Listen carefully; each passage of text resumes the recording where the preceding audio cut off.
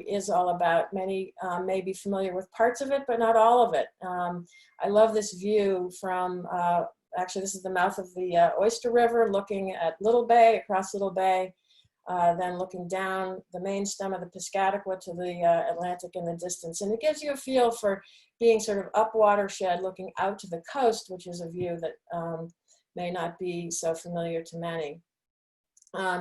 The Great Bay Estuary is, as I said, what's an estuary? It's this area where fresh water and salt water meet. And because we have tides that come in and out twice a day, we have this mixing. We have 7 rivers that flow from the north.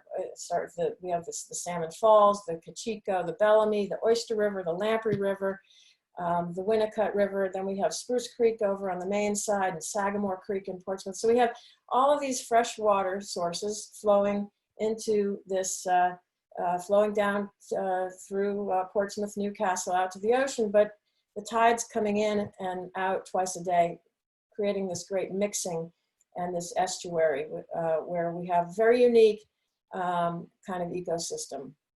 If you step back a little bit, you can see that the watershed, the water from which these 7 rivers are made up, flows from 52 communities. It's about 1,000 square mile watershed in total. We have 52 communities. There are 10 in Maine because the state line between Maine and New Hampshire runs right up the middle of the Piscataqua and then up into the Salmon Falls River. 42 of the communities are in New Hampshire, again, 10 in Maine. So it's a complicated system when you have so many rivers, so many municipalities, 2 different states, and that's a part of the challenge. The other part of the challenge is, I call the system sort of the octopus. You have all these tentacles, the arms of these rivers, and then the body of the octopus being Great Bay, Little Bay, and then the Atlantic. But it is a very complicated system that sort of few people are familiar with. And I hope most of you have been out, had a chance to be out on the Gundalow and experienced, say, a sunset sail in Portsmouth Harbor, and have that experience of seeing how incredibly beautiful it is out in the harbor. Perhaps you've been upriver by the Portsmouth Naval Shipyard, seen, the history that we have here on this river as a working harbor. Maybe you've been stopped at bridges. You only get stopped at bridges when you're late. That's a cardinal rule around here, as far as I can tell. But when you are stopped at one of the bridges, you get to see this activity, these huge cargo ships coming and going, the tugs. This is a working waterfront, and it has been for hundreds of years. If you follow one of the rivers, for example, this is the Cachiko going right up into downtown Dover. It's just an exciting way to experience the way that these rivers have connected our communities, have defined our communities. Our communities this whole region has grown up around these waterways. This is the Lamprey River going up into downtown Newmarket. Maybe you've had a chance to experience the placid kind of conditions that every now and then you get in Great Bay when the tides aren't ripping and the wind isn't cruising across the estuary. But it's a very varied place, and it's a very rich ecosystem as well. About 70% of the commercial fisheries in the North Atlantic get their start in estuaries just like Great Bay. In fact, Great Bay is one of 28 estuaries of national significance because these places are so important for the wildlife, the commercial fisheries that they support. Our estuary is a very rich area for wildlife, for birding. We have an incredible population of horseshoe crabs that are really instrumental in biomedical research. They're just beginning their mating season now. We have a lot of marine mammals in our system. So what is it about estuaries that make them so productive, so valuable, so important for our ecosystem? It kind of all starts with this plant that has, I think, an unfortunate name, eelgrass. And people don't have real warm, fuzzy feelings about eels, generally speaking, so eelgrass might not, make people all warm and fuzzy, but eelgrass is an incredibly important plant It's an underwater, as it's called, submerged aquatic plant, and eelgrass grows in estuaries all around the world. We have particular species in this area, but eelgrass serves a variety of incredibly important functions for the ecosystem. It's a green plant, so it photosynthesizes. I want to just say I've had a chance to learn a lot about eelgrass in this estuary because we're incredibly fortunate here. We have the University of New Hampshire and the Jackson Estuarine Lab at Adams Point in Durham, where scientists are doing some really world-class research around estuaries. And one of the most respected eelgrass scientists in the world just recently retired from UNH, Dr. Fred Short, in the beard here. And I've had a chance to spend time on out on the bay with him, monitoring eelgrass and learning more about why it is such a valuable and threatened species. But the bottom line is eelgrass provides tremendous amount of oxygen because it's a photosynthesizing plant. Provides the oxygen that fish and shellfish need to survive.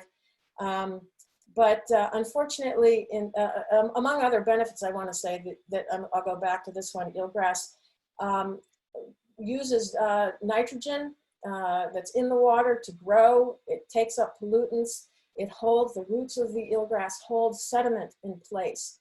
And that's a very important function, especially here in the Great Bay, where we have such powerful tides and winds that are continually churning up water in the estuary. The roots of this plant are very critical for maintaining stability at the bottom, on the bottom of the estuary. Eelgrass also sequesters a lot of carbon, which is especially important right now in this time when we're trying to figure out how to use natural solutions to combat climate change. But the unfortunate situation is that in our estuary, eelgrass has become very unhealthy. In areas where we still have some meadows of eelgrass, it's thin, it has parasites, it's not robust and thriving, and is not surviving well, not reproducing well. In some places, this is actually what it looks like when you put on a snorkel and mask and look at this, go below the surface. The water is very full of seaweeds and algae that are blocking the light that the eelgrass needs to thrive and outcompeting it and smothering the bottom with mats of algae that look very much like this. When the tide goes out, you get these mats of green algae that start to decompose. They suck oxygen out of the water and further this downward spiral in the ecological health of the estuary. So that's the situation that we are in here in the estuary over the last 20 years. We've lost about half of the acreage of eelgrass in the estuary, and even more significantly, we've lost about 80% of the biomass. So in areas where we still may have some eelgrass present, it's not lush, it's not forming the lush kinds of beds that it used to in our estuary. Here's a map that shows this decline. Where there have been historic beds that are now greatly diminished or altogether absent. Another species that we've lost that's really upset the balance of the estuary is oysters. Of course, we used to have about 25 million oysters in the estuary, and oysters are very effective filter feeders. They take sediment out of the water, capture it in little pellets that they excrete. And back in when we had 25 million oysters, they could filter the entire volume of water in the estuary approximately every 4 days. We have lost more than 90% of the oysters in the estuary due to disease. So it's the combination, the loss of the eelgrass, the loss of the oysters that has really thrown our estuary greatly out of whack. Now, there are lots of reasons that this has happened, and we are fortunate here to have a group, the Piscataqua Region Estuaries Partnership, which is a group funded by the Environmental Protection Agency that's composed of stakeholders, municipal representatives, scientists, people who work in regulatory agencies on both the Maine and the New Hampshire side, who form the management committee of the Piscataqua Region Estuaries Partnership. And every 5 years, PREP issues a report called the State of Our Estuaries, and it's kind of the doctor's report on how are we doing. And there have been 7 of these reports now. So we have a real clear sense of the trends. And the most recent State of Our Estuaries report was released in 2018, so just a little over 2 years ago. Yeah. The news isn't great. You know, this report looks at 16 indicators of the health of the estuary and says whether they're seeing negative trends, positive trends, or cautionary trends. And we are seeing some positive trends in some very important areas, but most especially some of the nutrient loading from point sources, and I'll explain that in a moment. But we're seeing negative trends on some of these, the ecological indicators, eelgrass being the primary one. And we're seeing cautionary trends for all of those things that you're seeing in yellow. And one of the high-level messages from the State of Our Estuaries report is that nutrient loading, and nutrients in this case means nitrogen. Nitrogen is a nutrient when we use it as for fertilizer and things like that. But nitrogen in particular, is also a pollutant when we have too much of it. And what this report says is that nutrient loading is a critical stressor in the estuary. And while we're making progress, and I don't expect you to read all of this text, but the bottom line is we still have way, way, way too much nitrogen in the system to meet thresholds for estuarine health. And this study, the PrEP report, says we have 3 times too much nitrogen than we ought to have a healthy estuary.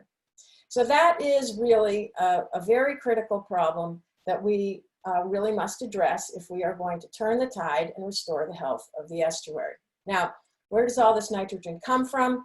It comes from a lot of places, okay? So I'm gonna sort of describe this now. Wastewater treatment plants account for about 1/3 of the nitrogen load that we have in the estuary. And in our estuary, we have 18 wastewater treatment plants. So about half of the population of our watershed sends their waste through public infrastructure to wastewater treatment plants. The other half of our population in this watershed uses what we call on-site septic system to treat their waste. But a big chunk of the waste comes from wastewater treatment plants. But a lot of it comes from all these other places. When it rains, we have a lot of nitric oxides that come down in the rain. They get up there from tailpipe emissions, coal-fired, the burning of fossil fuels in all capacities. It gets up into the atmosphere and it comes down in rain and creates nitrogen pollution as it runs off into wetlands, streams, and rivers. We also have nitrogen coming from a lot of other sources as well. But here you can see that sort of 1/3 coming from the wastewater treatment facilities and 2/3 coming from all these other places. So let's just talk for a minute about the wastewater. Now, we have this amazing law that we've had on as a nation, the Clean Water Act, that requires any discharge into the waters of the United States to have a permit. Okay, so EPA manages regulates the waters of the United States through the Clean Water Act and requires municipalities at their wastewater treatment plants to have permits to discharge pollution into the rivers. Now, we have in this watershed a lot of permits that are very antiquated and that have not been updated by EPA for a very long time. Now, a couple of permits have been updated, and so the towns of Exeter, Portsmouth, and Newmarket have recent permits from EPA that has required them to substantially upgrade their wastewater treatment plants. And that is accounting for what we hope are going to be really significant improvements in water quality. So Portsmouth's Pierce Island wastewater treatment plant is just coming online, just completing this $90 million biggest capital project in the city's history. It's really, really significant, big deal for the estuary. So this plant is just coming online. We're expecting that the quality of water coming out of the wastewater treatment plant is going to be much, much better than it has been. Exeter and Newmarket also have new, recently upgraded, high-performing sewage treatment plants. Other communities, Dover and Rochester, have done a lot of process upgrades. This is Dover's wastewater treatment plant. It's functioning much, much better than it used to, but it doesn't have a new permit, a new enforceable permit from the Environmental Protection Agency. That said, there's a lot less pollution coming out of this wastewater treatment plant than there used to be, and we're starting to see some signs of ecological recovery from these improvements. So that's some really, really good news. So let's look now at the other 2/3 of the nitrogen load that's getting into the estuary, from septic systems, from pet waste, from chemical fertilizers that we put on lawns and ball fields and so on. And then a lot that's coming into our system with rain because it's washing off of the hardened, paved surfaces that have proliferated around our landscape as our population has grown. We also have a huge increase in the number of septic systems. Now, septic systems do a great job at breaking down bacteria in human waste, but they were never designed to remove the nitrogen that's mostly in the urine portion of human waste. So the wastewater from a house goes through this tank, and the leachate goes out into the leach field and pretty much runs very little mitigation of that nitrogen before it gets into groundwater and then into surface streams and so on. Anything we put on the land by way of fertilizer can run off our lawns, especially if we put on too much or we put it too close to a rain. That produces nitrogen pollution in our estuary. And of course, if people aren't picking up after their pets, that's another source of nitrogen pollution. So there are lots of these different sources. The bottom line is our region has grown. Our population has doubled over the last 50 years in this region.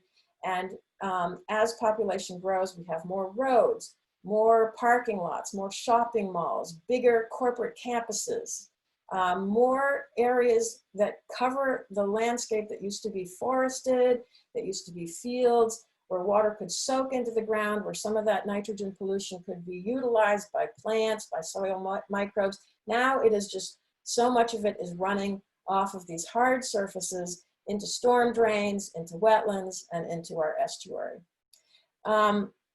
This is a view that sort of shows, again, we have an awful lot of hard paved surfaces here in areas that used to be what we call, pervious, where the water used to be rain used to be able to soak into the ground so that pollution didn't end up in our rivers and bays.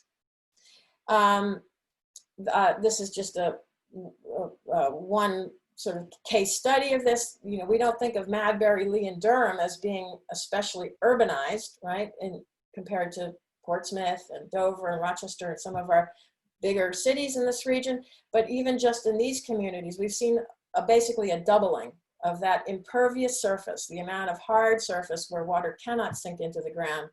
When we're just approaching this threshold, where we don't want to see more than 10% of our surface paved. But anyway, I'm not going to talk more about that. The bottom line is population growth and the growth of these hardened surfaces is a big source of our problem. So, so where does this all lead? Well, the Environmental Protection Agency just this past January issued a draft permit called the Total Nitrogen General Permit. It's a proposal for how to regulate nitrogen in a new way. And what this permit proposes is to set a threshold for how much nitrogen could be in the estuary, and then require communities to either reduce from their wastewater treatment plants or do a better job at reducing the nitrogen from in stormwater and other sources to meet this threshold. So when we at CLF were trying to figure out how we would advocate around this permit, we felt that there's really a critical question. And the critical question is whether or not communities could actually reduce their stormwater nitrogen loads by what EPA is proposing, 45%, over a 20-year period. Now, if they can do that at a reasonable cost, then let's get going. If it's impossible to reach that and it's going to cost bazillions of dollars, we need to know that too. So we felt it was very important to answer this question in an objective, reliable way to inform our position, our advocacy or not, around this permit. So we we're fortunate to have a local, nationally known, highly respected stormwater consultant who just happens to live here in the watershed. And we asked Dr. Rosine to conduct a feasibility study for CLF to answer these questions. And I want to be very clear, we did not tell Rob to shape his findings in any way. We wanted a very analytical study that would answer this question. And, if it turns out it's impossible, we need to know that. But that is really, I wanted to tee up the history of the estuary with respect to nitrogen, why it's a problem, why EPA proposed a 45% reduction as one pathway to reducing the nitrogen load in the estuary. And at this point, I want to turn it over to Rob, and he will dig into some of the findings, the methodology and the findings of this study. So I think, Rich, you're going to you'll do an intro for Rob now? Yes, yeah. Okay. All right, so our second speaker this evening is Dr. Rob Rosine. Dr. Rosine is the principal and founder of Waterstone Engineering. He provides over 25 years of experience in water resource investigations. Rob is a recognized industry leader in green infrastructure, watershed management, and nutrient control planning. He consults nationally and locally on stormwater management and planning, and directed the University of New Hampshire Stormwater Center for 10 years, and is deeply versed in the practice, policy, and planning of stormwater management. So with that, I'll turn it over to Rob. Thank you. And let's make sure that he's unmuted so he can talk.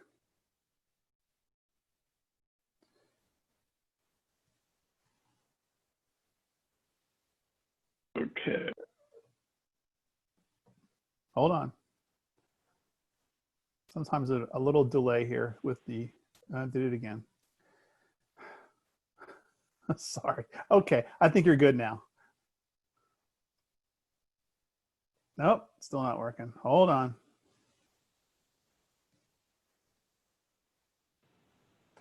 All right, you're good now, Rob. That wasn't all you, Rich. There was a button on my side, so I think we were hitting it at opposite times there. Okay. All right. Great. Can everybody hear me okay? Yep.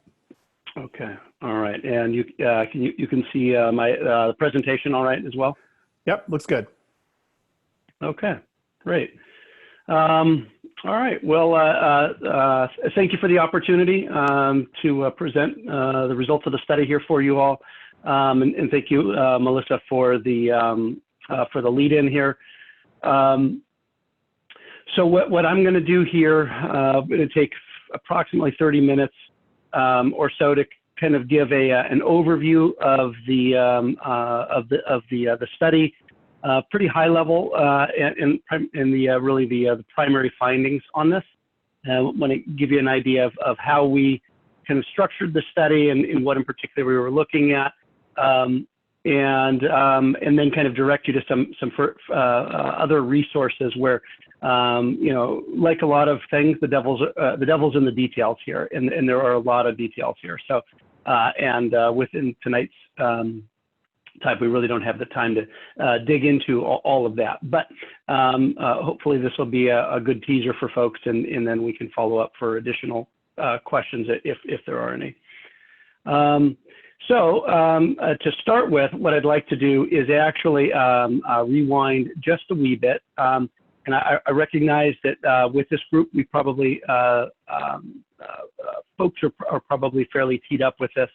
But I'm going to do a real quick overview on stormwater management and green infrastructure, just to kind of set the set the level field here for what kind of the basis for our conversation will be in a lot of respects.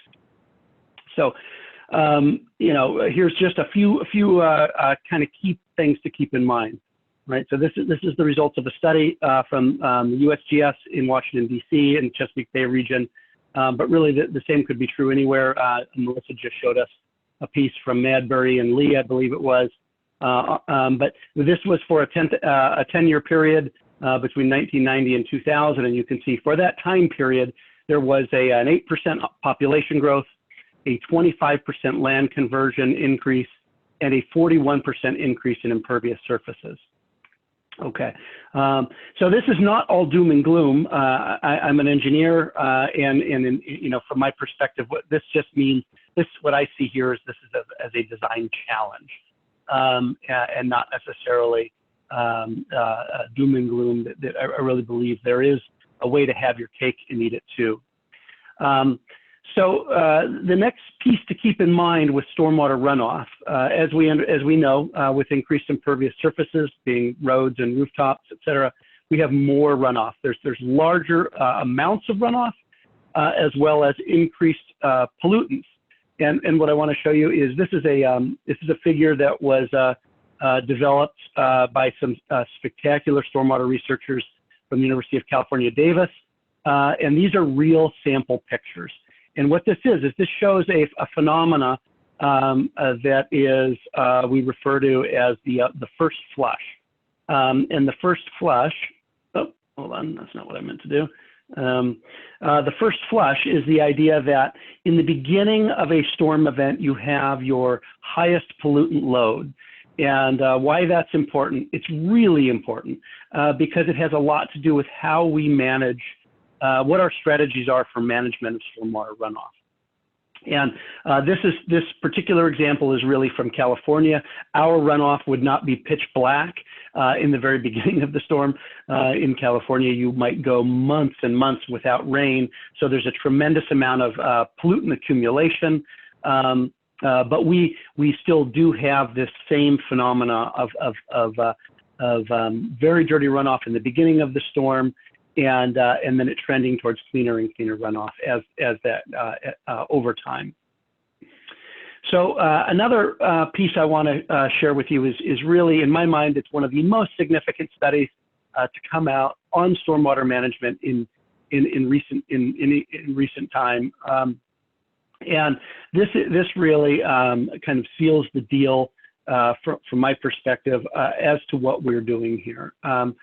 You know, when I was at the Stormwater Center and just nationwide, the stormwater researchers, what we generally look at is BMP performance or stormwater system performance. We want to see how this is actually functioning in terms of pollutant removal.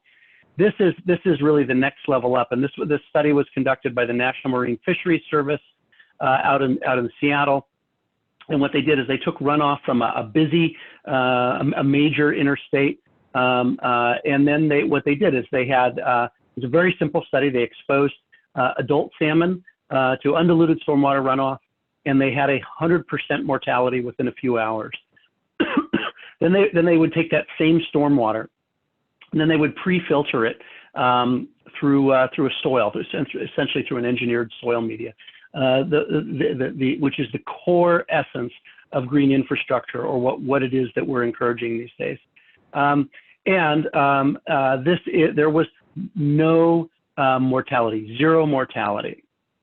And why this is important is it's really rare in research that we see such completely definitive studies like this, where it was a complete reduction in mortality of adult salmon. So what this really shows is that this is direct evidence that toxic runoff is both killing aquatic biota, as well as the idea that there are inexpensive mitigation measures that can be implemented that have really, really important benefits. So let's define best management practices. In the world of stormwater management, there's all of these acronyms, and I apologize. Please put into your chat if there are too many acronyms going around, and Rich will stop me, and we'll try and clarify that. So I'm going to refer to the term BMPs, best management practices, a lot. Within BMPs, there's really, for the purpose of this study, we're going to talk about it as two primary subsets. A structural BMP, that's something that I'm going to build, like a pond or a wetland or something along those lines, and a non-structural BMP. And non-structural BMPs really refer to the idea of something that's pretty much more of a maintenance-based approach, kind of a pollutant prevention approach. So what you see here on the top here, this is a bioretention system, a really gorgeous street side bioretention system on the top photo. And then the bottom photo shows a street sweeper, an example of both a structural and non-structural approach. So just a quick overview on green infrastructure, which I'm also kind of that's synonymous with structural BMPs, and so built systems. So here's some examples, some great examples, most of them local, of different systems. So this is on the top left. This is a residential development using porous pavements in stratum. On the bottom left here, these are street trees or tree planters along State Street in Portsmouth that were installed in 2009. Another gorgeous thin photo I showed earlier of a street side bioretention. We have a rain garden that's used for residential stormwater management. We have a combination of porous pavement and standard pavements that are used here in Greenland, Greenland Meadows, with the Lowe's Target that was installed, I believe, in 2008 or 7 or something like that. It's been a while now. And then a commercial bioretention. This is in downtown Durham that was installed, I don't remember when. And some other examples. What you see here is a residential development where subsurface infiltration is being used. So what I'm showing you here is a pair of catch basins that go together. There's a form of pre-treatment on the sides, and then there's a long infiltration trench underneath it. When this was done, it was paved over, curbed, and now there's 24 houses in here. In a very sandy area, perfect in many respects, right? Limiting the amount of runoff and the pollutant runoff. You saw this one already. A bioswale, these are basically the same thing as rain gardens or bioretentions, but we usually plant them with grass, so they're extremely low maintenance. All you do is mow them, right? Everybody knows how to mow them, no special equipment, and some pre-treatment on the front, just a pre-treatment structure where a municipality or a private entity would go through and clean a catch basin once every 2 years. No special equipment, standardized approach, no special training, nothing. Same thing, commercial bioswale. This was for what was that for? It was for an auto dealership. More street trees in downtown Portsmouth. So a street tree, all this is you can't exactly see it here, but there's a catch basin right here. So what happens is water flows down the road, enters a catch basin, and then below ground surface is a vault with a filter media. What is pollution to the bay is fertilizer for the tree, so that gets nitrogen and phosphorus. These are very happy trees.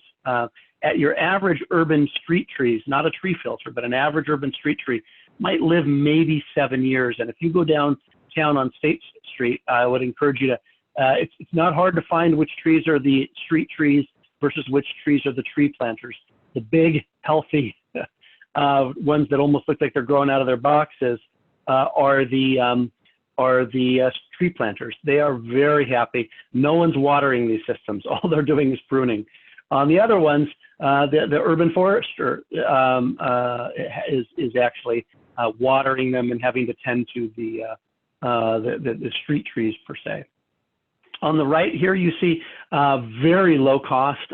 These are just infiltration trenches that are used in combination with residential houses. These cost about $2,000 per household. It's just a box of rocks is all it is. It's a hole in the front yard, a lot like a septic system with a lot of stone.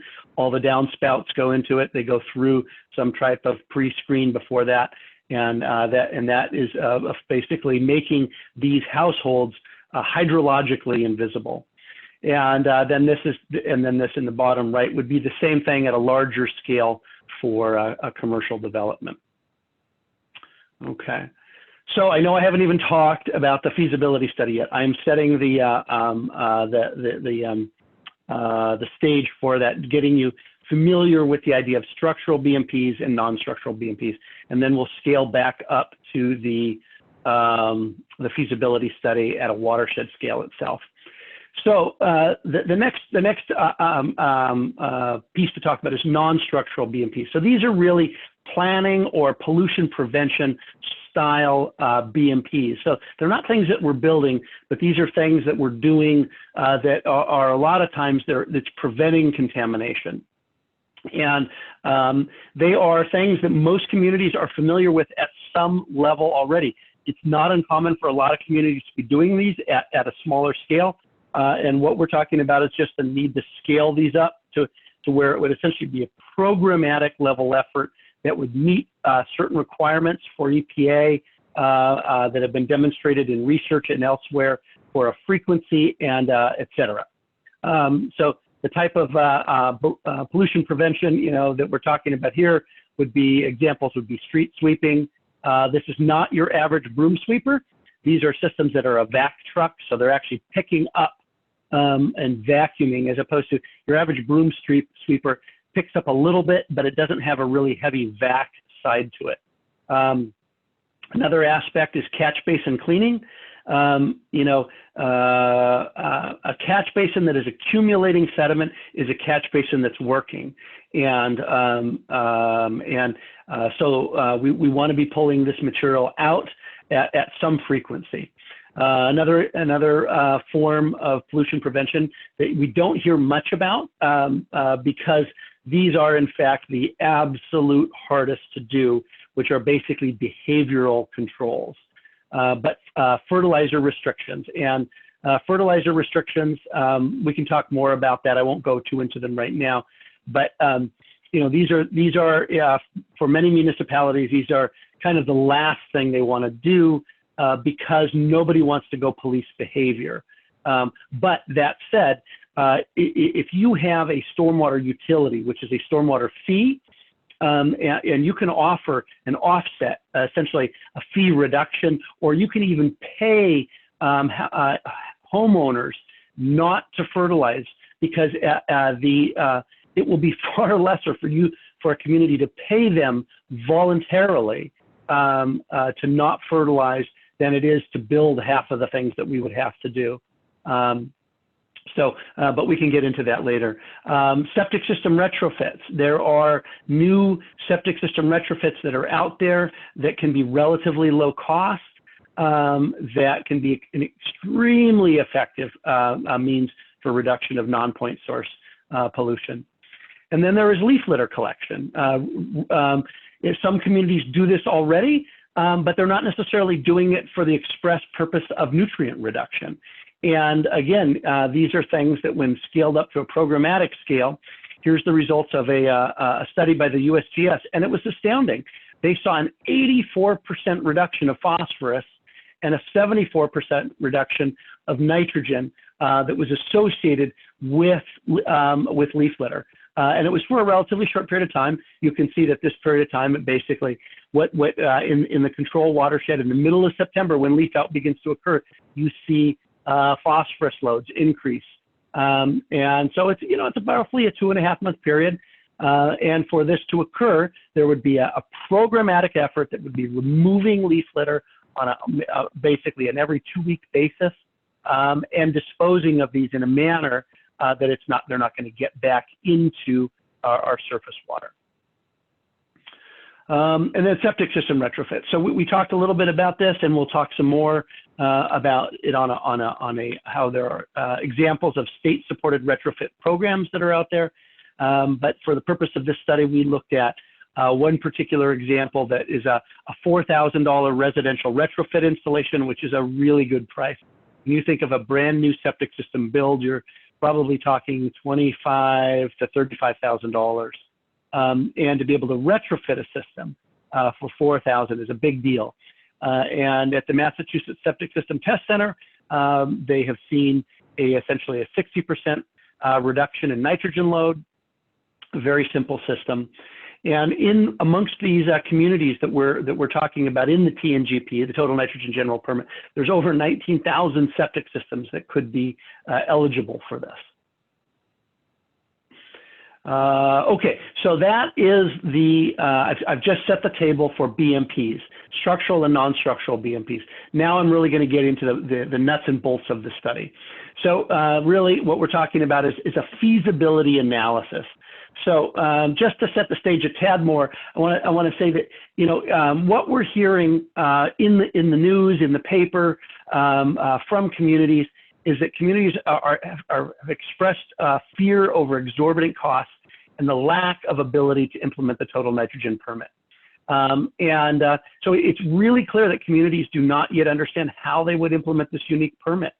That's not surprising, you know, because it's not surprising that they would be, that communities would be fearful of both the exorbitant costs and whether it's actually even possible to achieve these numbers. And why that is not surprising is that if we're approaching this with conventional strategies, it will be astronomically high.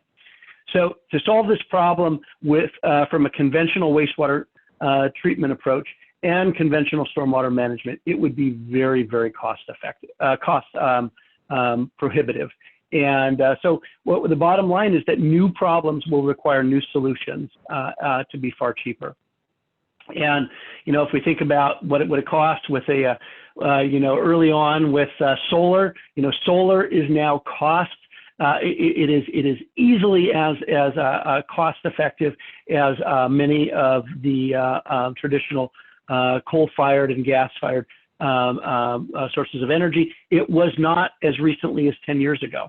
So when we scale these things up, it is feasible. And that's the mindset we have to imagine, is that if we're looking at it by yesterday's standards, yeah, the sky is falling, and seatbelts will put the auto industry out of business. Those are the sort of claims that we heard many years ago. And clearly that was not the case. So what we need to understand is that the draft total nitrogen general permit is basically an open door to innovative nutrient control strategies, so long as they're defensible and trackable.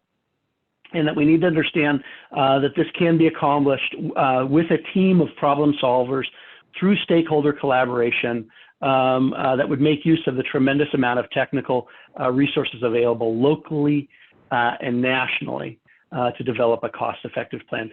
This is being done elsewhere. The Great Bay is not the first time this is being done. There are communities all over the country that are doing variations on this. And so let's now talk. So that's my context. That's my soapbox. So I'll get back down from that, and I'm just going to talk about it really from a study perspective. Hold on a second. I need to get this thing out of my way. Hide this thumbnail. Okay.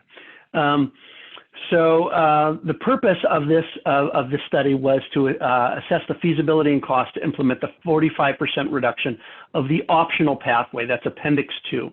Without, you know, I don't want you to sit for 45 minutes before you get the punchline. The punchline is that by this study, it is feasible and it is within the national norm for cost.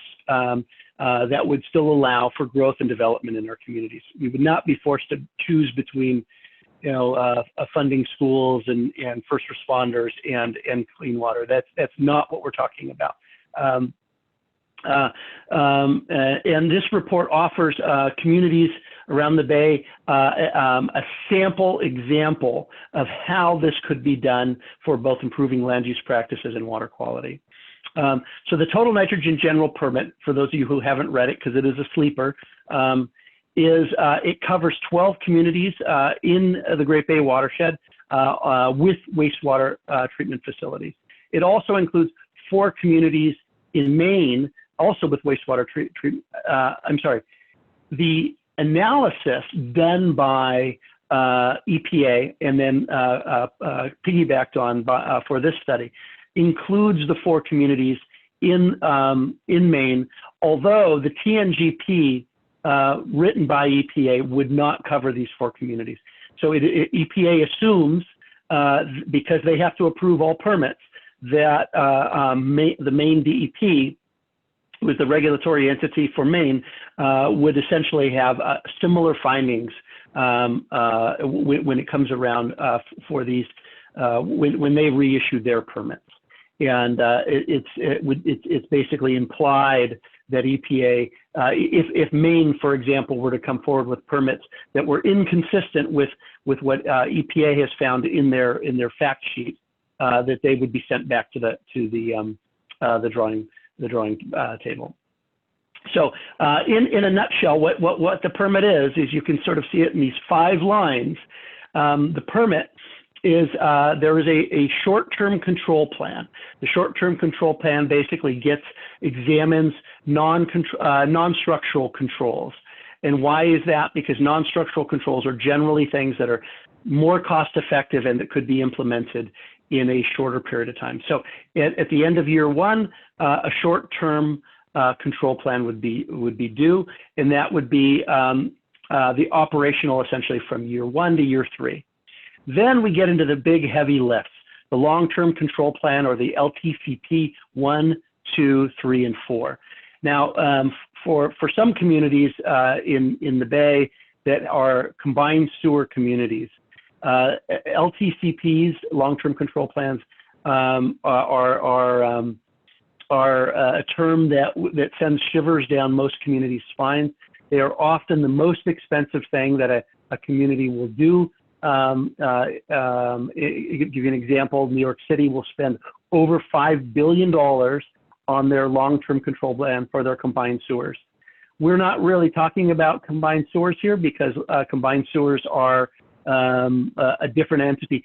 But long-term control plan is the idea that you put out something that's going to go over many years, in this case, 23 years, that there will be incremental, measurable milestones, such that the cost to the communities is bearable. And so that's where we're at.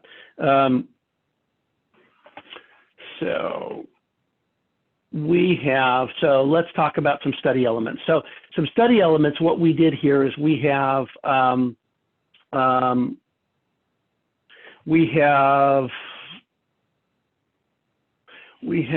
let's see, we basically looked at an assessment of methods to implement nitrogen controls. We looked at the process of optimization by land use to determine the most cost-effective best management practices. And then this was all done through a series of structural and non-structural BMPs. So here's an example of how this was done. This is an example for the town of Dover. And what you see here, this is a combination of a land use and land cover assessment combined with a pollutant load analysis. So what you see here is essentially the cost, this is often referred to as a heat map. So the intensity of red here reflects the intensity of pollutant loads. And if I were to zoom in here, what you would see is sub-watersheds that are listed within, and this is just one portion of Dover, so this would need to be done for a much larger area. But you can see within these 13 sub-watersheds, we would be talking about approximately 170 acres and an annual nitrogen load of about 1,800 pounds per year. So this is where a significant portion of Dover's nitrogen load would be coming from. And the optimization and the ranking, the way we would look at this is we would identify which of these watersheds has the highest nitrogen load per acre per year. Those are the areas where you would then go look at trying to implement these type of practices that we've been talking about. So the nitrogen control or this feasibility study does this for for the 17 entities that are out there.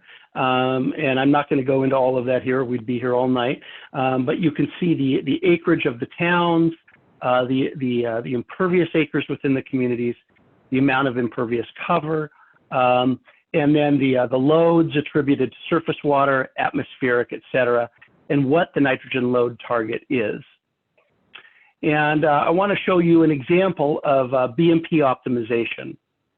So here's an example, of how BMP optimization is done. Now we do this through a computer algorithm that's run, that is just run in Excel, and I'd be happy to talk to folks about that in greater depth at some time. But this is really it in a nutshell. And what you can see here, optimization in its essence is a form of essentially cost effectiveness, looking at how to achieve the greatest load reduction for the greatest cost, or for the lowest cost.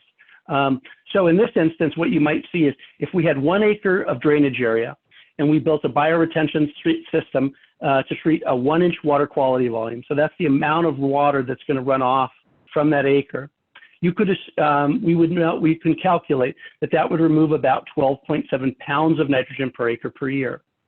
So a decent planning cost would be that would cost me $40,000 per acre to build that system, right? So that $40,000 price tag. However, if you remember that first flush concept, we can build much smaller systems as small as a 1/4 inch, even smaller in some instances. In New York City, their plan was based on treatment of 1/10 of an inch, not 1/4 of an inch, as I'm showing you here. So in this example, for 1/4 of an inch, if I built, instead of building 1 system for 1-inch water quality, I'm going to now build 4 systems. Each system is going to treat 1 acre at 1/4 inch water quality volume. Those systems are less efficient. They're only going to remove 10 pounds of nitrogen per acre per year because they're smaller. But if you remember that first flush weighting, they're still getting the lion's share of that. It turns out about 75%. And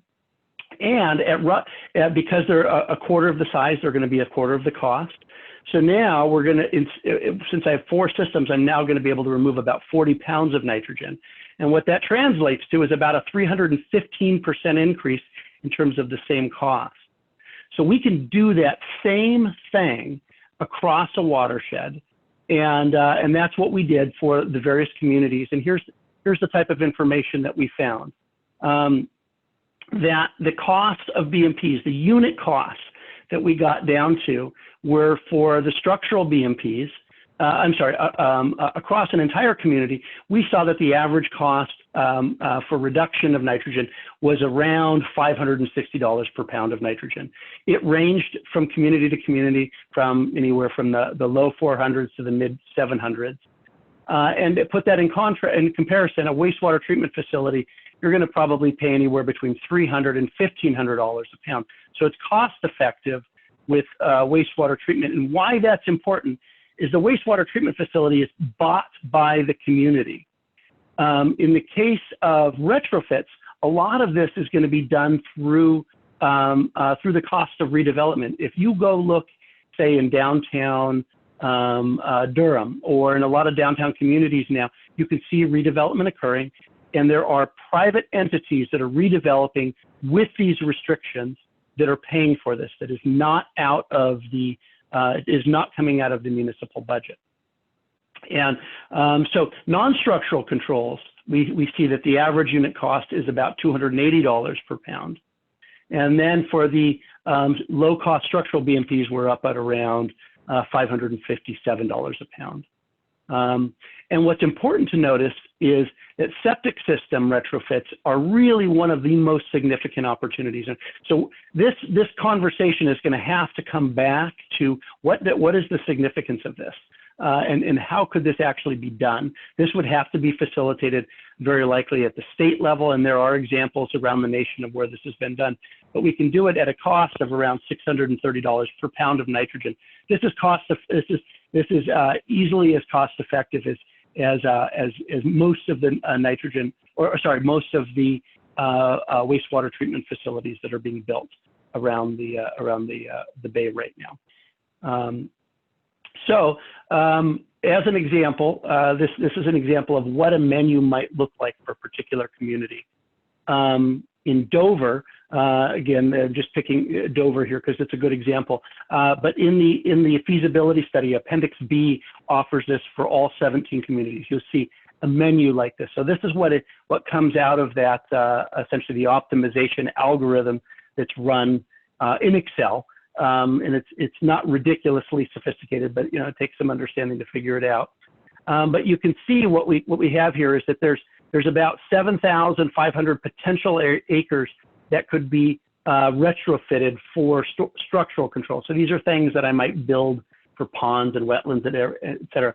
Those are the 7,000 potential acres where we're just doing a subset of that. About 2,100 acres would actually be retrofitted in the case of Dover. So we wouldn't be retrofitting the whole community, approximately 20% of, a little more than that, of the community would have some type of structural controls.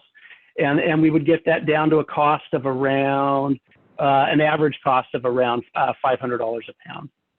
The non-structural controls, we would be talking about trying to do that over, essentially, because this is the lowest cost and the most cost effective, we will be trying to do some type of management, essentially on for all the eligible areas. And it doesn't mean every square foot of area within Dover, but it means of within the eligible non-structural controls, we would be looking to target most of that. So here's an example of the type of systems we see. We see residential rain gardens, residential dry wells, commercial gravel wetlands, industrial stuff, things of that kind, septic systems, lots of septic systems, street sweeping, leaf litter collection, catch basin cleaning, and fertilizer controls. Those are that's an example of the type of menus that would exist out there. And so there would be a number of things, obviously, that we would need to discuss how those things would be implemented programmatically. And these things have been thought about. This is not the first time out of the gate. There are communities around the country, and a lot of this is actually in the MS4 permit, how this would have to be implemented. Some examples of local costs. This is an example of some stuff that was done last year in Durham, and you can see, and this was we treated approximately, I don't remember what the acreage is. The acreage is not in here, but it's about 6 acres for this bioswale. I think it's about 5 acres, and we were down to a cost of about $600 per pound of nitrogen. That's a very, very good cost. We did a tree planter at a cost of a little over $3,000 a pound.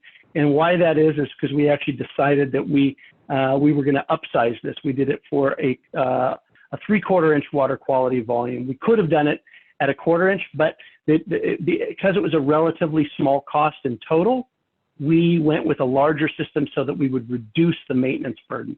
Keep it as something that you would really almost never have to worry about. By upsizing things, you end up with things that are relatively are easier often to maintain.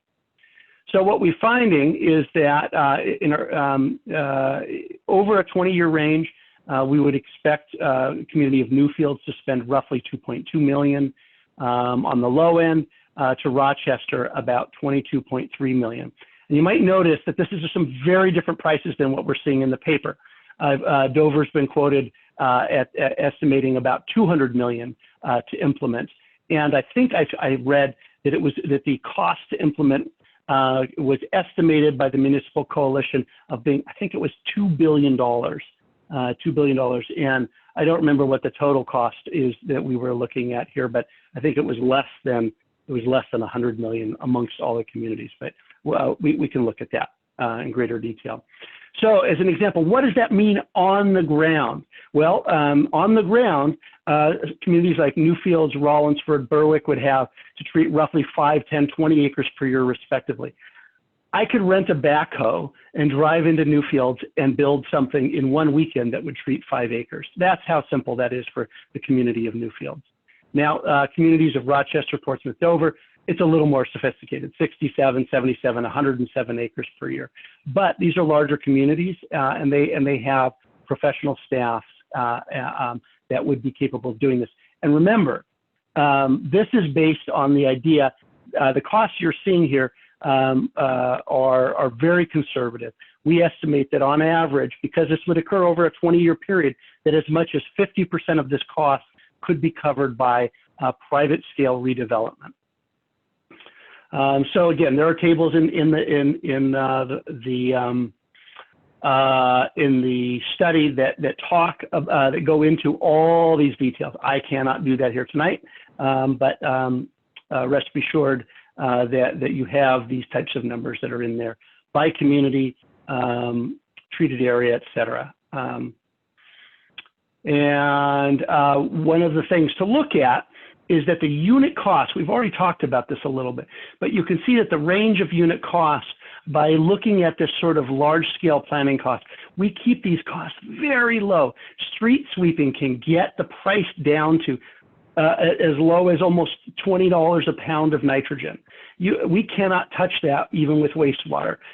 Leaf litter collection, we're down around $180 a pound. Now you can see these are broken down by soil type. In practice, we would never break it down by soil type. And this is where the devils are in the details, and we would need to talk about that for sure. Fertilizer controls, how would we implement that? Still very, very cost effectively. And the way that you would probably do this, it would probably be a voluntary program, right? Because we don't, municipalities don't actually have the authority to do this currently. So it would all have to be voluntary. But it would be easy to calculate how many pounds come off from an average household. And if you told an average household that you were going to pay them $200 a year or $500 a year to sign a form, if they're willing to sign a form that says they will voluntarily not fertilize their lawns, you'd get a lot of takers. And these price tags, to keep in mind, we are typically in the roughly $1,000 a pound per year is what we're paying for wastewater. So lastly, it's not enough to talk about how or the cost, because in New Hampshire we are frugal, and there are many areas in the country. There's over 1,500 communities, or over 2,000 communities as of 2012 that have stormwater utilities. But in New Hampshire, we have absolutely zero. There have been studies done in Dover and Portsmouth and elsewhere that have shown that when the need is here, the community would generally get behind it. What is a stormwater utility? A stormwater utility is essentially the same thing that a community does for drinking water and wastewater. A community that has to pay to manage an element of water, whether it's wastewater, drinking water, stormwater, will need to charge for that management. The way that those are generally done is all developed properties that generate stormwater runoff, so it's based on what the impervious cover is on that particular property, would have a fee. And the average fee nationwide was, as of 2012, was $52 per year. Very low cost per household. This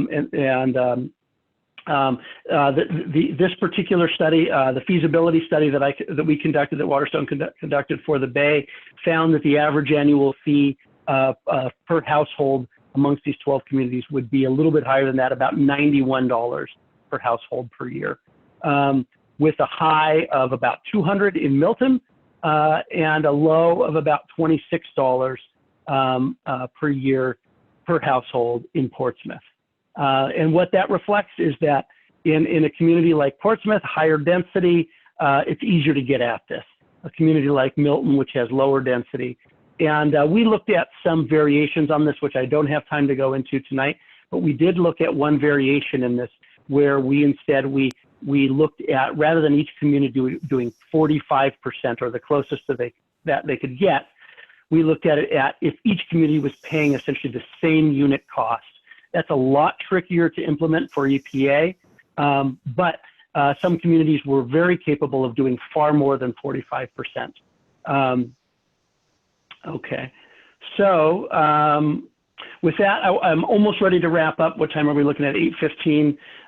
So future considerations, really last two pieces to discuss here. Credit trading.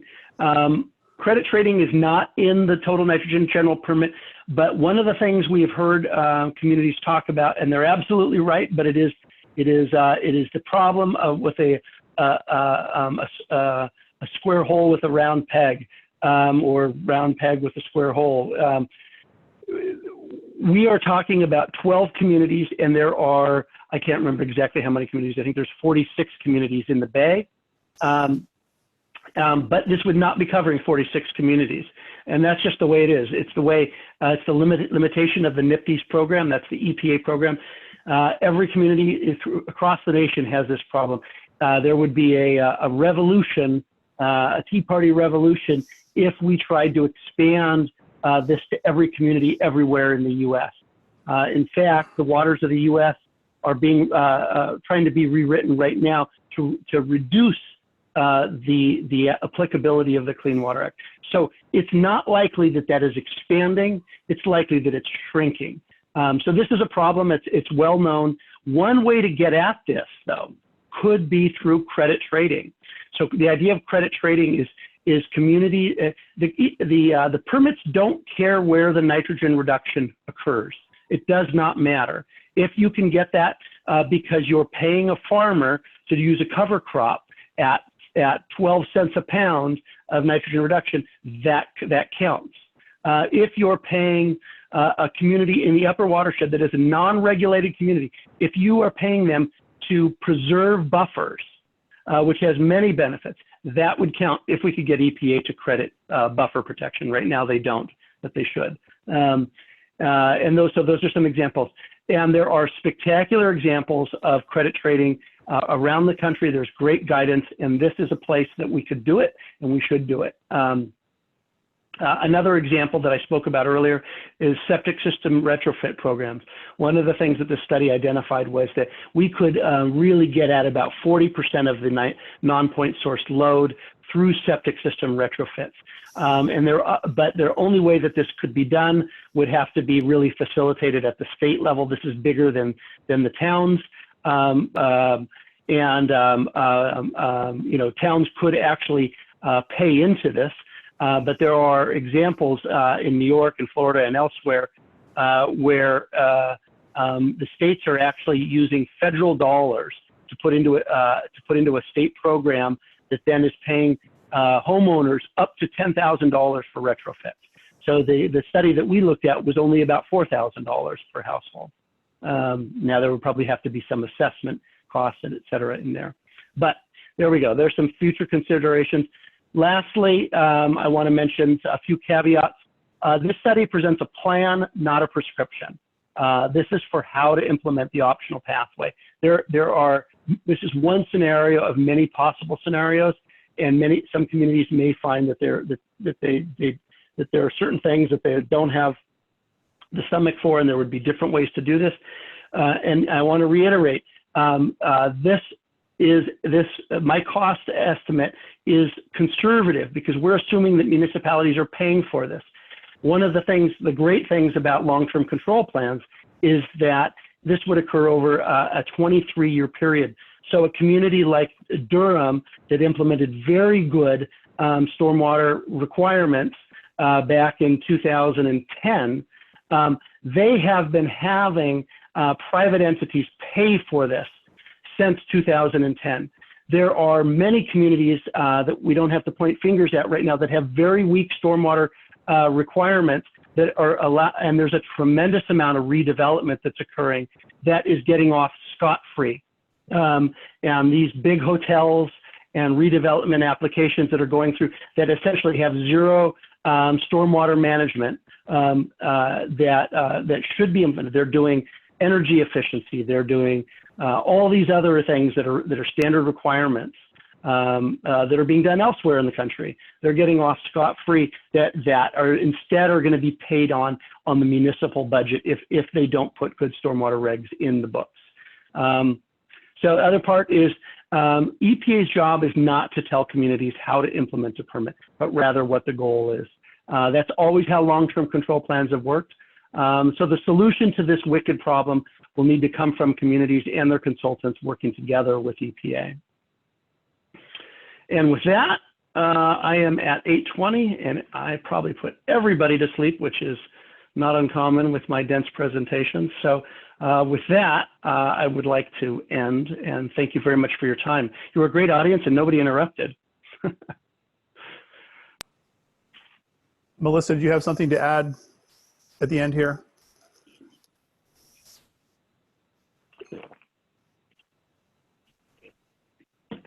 Okay.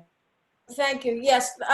You know, I hope we can at least have 10 or so minutes of question and answers.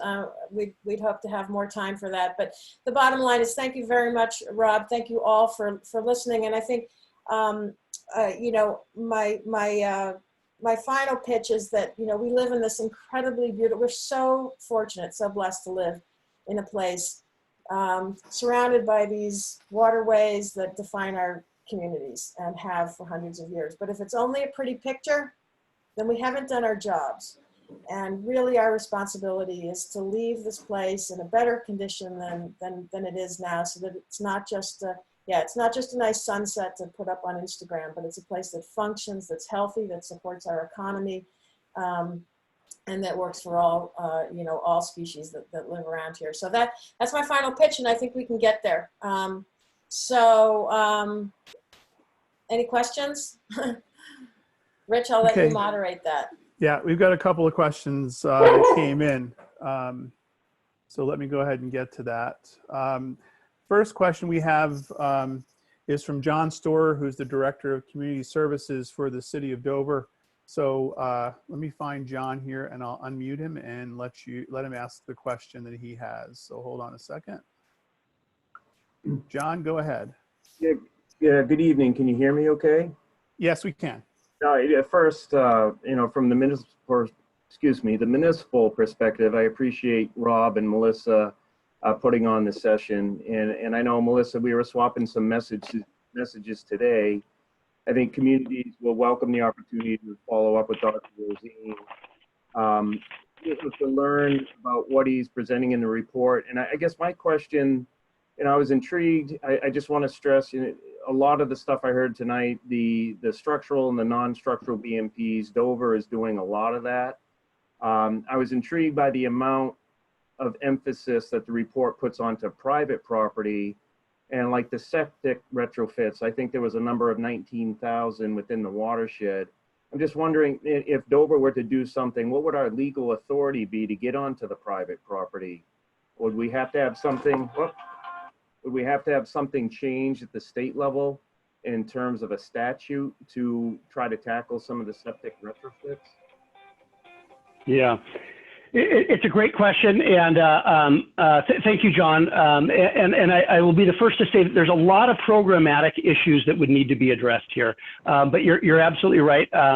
I don't believe the municipalities currently have the regulatory authority to do any of this. But that said, there is, keeping in mind that the total nitrogen general permit is essentially an open door for innovative nutrient controls. So if there is if it can be demonstrated, which it can be, that septic system retrofits are a cost-effective approach, it is absolutely something that they would accept, and it's something for which there's precedent around the country for doing. So the simple answer to this in the short term, for some of these, so the two things that come to mind right now are fertilizer control and septic system retrofits. That we don't, municipalities don't have the regulatory authority for that. That said, there could be voluntary programs for which communities are actually paid, homeowners are actually paid for these to implement. So that's different than a requirement, right? But if you're paying a community, sorry, again, I said community, if you're paying a homeowner to implement a certain thing, then it's done voluntarily. And that sort of approach could easily be worked in the first round of long-term control plans, because we're not going to need to get to the very end of the septic system upgrades until many years. This is a 20-year program here. So I think there's a short-term fix, and then there's the long-term fix. And the long-term fix is we would need this to be championed by the state. We would need to probably direct federal dollars into a state program. It's much like a 319 program, and then it would be probably probably managed at the state level, but connected with the municipalities. And I'm sorry, I know I'm rambling a little bit here, but the last thing I'll put into that is PTAP. So the Pollutant Tracking and Accounting Program that is in place now. It's probably in its early stages, even though it's been going for a while, but we really haven't had to use it robustly yet. That is the type of program that would be perfect for this, where even though it would be managed, the program itself would be managed probably at the state level. Individual communities would track these types of improvements through a program like PTAP, and then they would have that would be all part of their nutrient accounting, essentially their nitrogen control accounting on an annual basis. Okay. Next question is coming from Neil Cheseldine. So Neil, let me unmute you and you can ask your question regarding the target for the NPS reduction. Hi, good evening. Good evening, we can hear you fine. Go ahead. Thank you, appreciate the presentation. I work for an engineering firm. We assist a number of communities in the Great Bay Area, and obviously it's been a pretty hot topic of discussion. And as you mentioned, a lot of the dollar amounts that have been tossed around have been much higher than what the report is suggesting might be possible. And so a lot of people have a lot of fear about getting to these types of reduction targets. And so my question is just, you mentioned that it's happening in many areas around the country. Are there any areas that you've worked with that have achieved a target of this ambitious, 45% total removal throughout the watershed area? Also bearing in mind that the permit really only covers maybe 1/3 to 40% of the area, and there's still the other 60% of the watershed that as of yet it will still be unregulated. Yeah, it's a great question. And so I think the simple answer, Neil, is that there are very few communities nationwide where we have actually seen the reversal of impairments. That isn't to say that it hasn't happened, but and why that is, that's not a failure per se, as it is more a statement of time. So a TMDL, for those who are not familiar with the TMDL, that's just it's a long-term plan, a lot like a long-term control plan. There we go. It's a plan that may take 20 years to be implemented. So your question, are there any communities that have implemented a 45% reduction? No, but there are definitely communities that have begun to undertake the process through both integrated planning, which is what this is. This is an integrated permit that allows flexibility amongst nitrogen sources and nitrogen permits. So there are communities for sure that have begun to undertake this. One great example that I'd encourage you to look at, probably the best one that I can think of off the top of my head, but there's a lot, is RVA, which I can remember exactly. It's Richmond, Virginia, something or other. but they have an integrated plan that's not substantially different than the total nitrogen general permit that was passed, I think, in 2017 or 2018. And I believe there's probably 20 different integrated plans that are in development right now. I know it's going on in Oahu right now. It's going on, and they're all over the place. So that partially answers your question. And the other piece, I think, is just the costs as it relates to the larger watershed. So that issue is important, but it's a little bit of a red herring. The fact that 60% of the communities are outside of the watershed is kind of neither here nor there. That challenge exists everywhere across the nation. We cannot regulate every entity in the watershed, and that's what the Clean Water Act says. The Clean Water Act does not give the EPA jurisdiction, nor does EPA want the jurisdiction, nor does DES want the jurisdiction to regulate every water body in the state. It would so that what typically is done is a more focused effort, which is what is referred to as the MS4 approach, which is basically municipal stormwater management, which focuses on the most dense areas. Now, I do want to mention one other thing, which is not a quick thing, but I'm going to keep it quick. There is this idea of residual designation authority, which has been done in limited context. But residual designation is a new aspect of the Clean Water Act that's been used in a limited fashion to address other sources that are extra permit, so that are outside of the permitting program. So why that's important is that could be part of the long-term solution, but it is by no means part of the short-term solution. So a total nitrogen general permit, if it were to come to bear, could be on the ground in 2 to 3 years, maybe. An RDA approach, a residual designation approach, the soonest something like that would probably be on the ground would be 5 to 10 years. So that's not going to be acceptable by CLF. It's not going to be acceptable by EPA. So there will be multiple fronts operating at the same time. There will be the municipal stormwater permits that will operate. There will be the total nitrogen general permit if it goes to final that would operate. And RDA could also operate on a different timeline because it's a much bigger piece of the pie. And it addresses the important issue that there are people outside of the watershed that are not currently participating in the regulatory program. But that said, remember, credit trading is another way to get at that. I'm long-winded, sorry. There you go. Okay.